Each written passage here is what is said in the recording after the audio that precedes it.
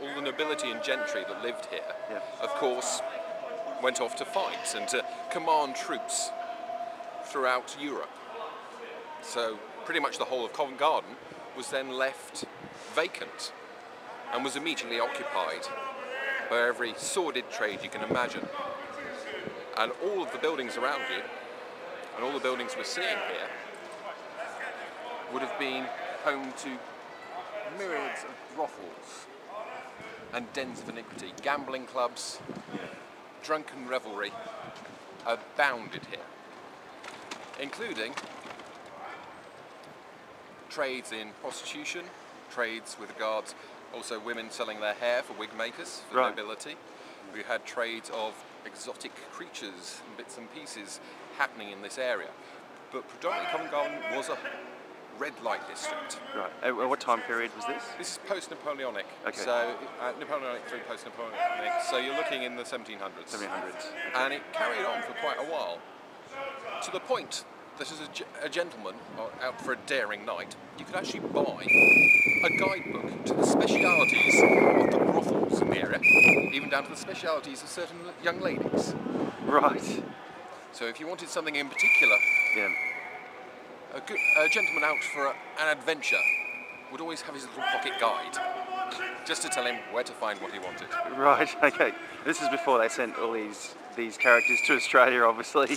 Well, the thing with also deportation to the colonies and prisoners of Her Majesty's service Yeah. is the fact that you find records again from London and from this area, both of prostitutes being sent there and being transported. And the penalties for returning were even worse. If you returned, you were probably going to be hung. Yeah. But we're also seeing records of things like clubs for gay gentlemen, for homosexuality, which is incredibly dangerous at this time period. Yes. All the way through to the Victorian age, even up to the early 1900s. You would have been arrested at the very least, imprisoned, as was Oscar Wilde, for his behaviour not far from here. Yeah. But most of the time, you would have been hung and literally executed for being homosexual. And criminal charges for homosexuality included such things as using one's hands in an obscene manner, Right. gentlemen holding hand in a feminine way, or acting in a girlish manner. And this was sufficient to get you killed.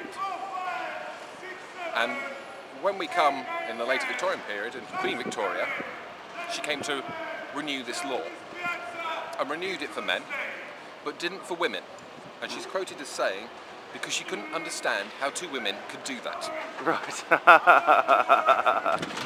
Perhaps a slight lack of imagination in the royal family there, but Yes. we'll leave that to other archaeologists and historians to argue about, I think. Fair enough. But we're going to head into Covent Garden now Okay. and have a look at a few other quirky details. No worries.